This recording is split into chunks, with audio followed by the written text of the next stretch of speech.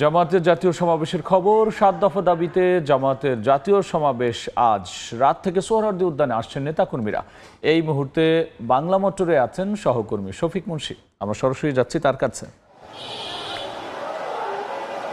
আগামী জাতীয় নির্বাচনে যেন লেভেল প্লেইং ফিল্ড তৈরি হয় এবং একই সাথে পিআর পদ্ধতিতে আগামী জাতীয় নির্বাচন যেন সম্পন্ন করা হয়, এরকম আরও সব মিলিয়ে মোট ৭ দফা দাবিতে আজ কিন্তু রাজধানী ঢাকার সোহরাওয়ার্দী উদ্যানে দুপুরে বাংলাদেশ জামায়াত ইসলামে আয়োজিত জাতীয় সমাবেশ অনুষ্ঠিত হবার কথা রয়েছে। দুপুরে সমাবেশ হওয়ার কথা থাকলেও গতকাল মধ্যরাত থেকে কিন্তু দেশের নানা প্রান্ত থেকে এই সমাবেশে যোগ দেওয়ার জন্য নেতাকর্মীরা রাজধানী ঢাকা অভিমুখে রওনা দিয়েছিল এবং তারা আজ ভোর থেকেই কিন্তু এই রাজধানী ঢাকার বিভিন্ন পয়েন্ট থেকে নেমে সোহরাওয়ার্দী উদ্যানের দিকে যাচ্ছে এবং আমরা এই মুহূর্তে আছি বাংলা মোটর মোড়ে এবং আমরা দেখাতে পাচ্ছি যে হাজারে হাজারে মানুষ এই একদম প্রথম সকালেই তারা কিন্তু সোহরাওয়ার্দী উদ্যানের দিকে যাচ্ছে এবং তারা যে বিষয়গুলো আসলে আমাদেরকে জানিয়েছে যে বিগত সরকারের আমলে যতগুলো গণহত্যার ঘটনা ঘটেছে সেগুলোর বিচার তারা দাবি করে, যেটি আসলে তাদের যে ৭টি দফা দাবি আদায়ের জন্য আজ যে সমাবেশ হচ্ছে সেই সমাবেশের ৭টি দফার মধ্যে একটি।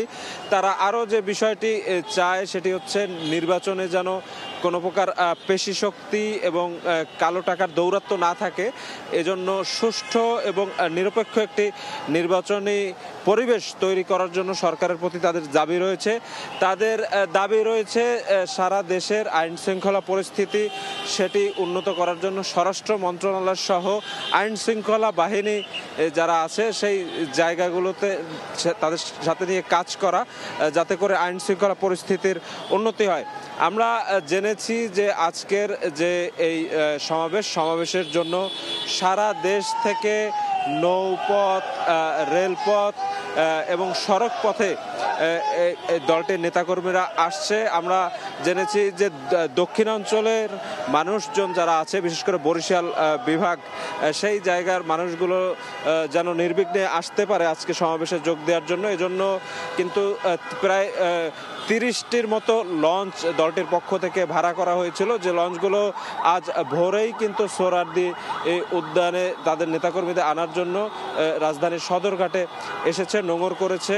আমরা আরও জানি যে উত্তরাঞ্চলের যে জামাতের নেতাকর্মী তাদেরকে আজকের এই সমাবেশে যেন তারা নির্বিঘ্নে আসতে পারে, এজন্য কিন্তু বাংলাদেশ রেলওয়ের 3টি বিশেষায়িত কোচ দলটির পক্ষ থেকে ভাড়া করা হয়েছে, যারা আসলে রাজশাহী, রংপুর, ময়মনসিংহ, সিরাজগঞ্জ থেকে লোকগুলো আসলে আসবে এবং এর বাইরে সড়ক পথে যেন মানুষজন নির্বিঘ্নে আসতে পারে আজকের এই সমাবেশে, সেজন্য প্রায় 10,000-এরও বেশি বাস দলটির পক্ষ থেকে ভাড়া করা হয়েছে এবং এই 3 পথেই কিন্তু হাজারে হাজারে মানুষ আজকের এই সমাবেশে যোগ দেওয়ার জন্য ইতোমধ্যে ঢাকায় প্রবেশ করেছে।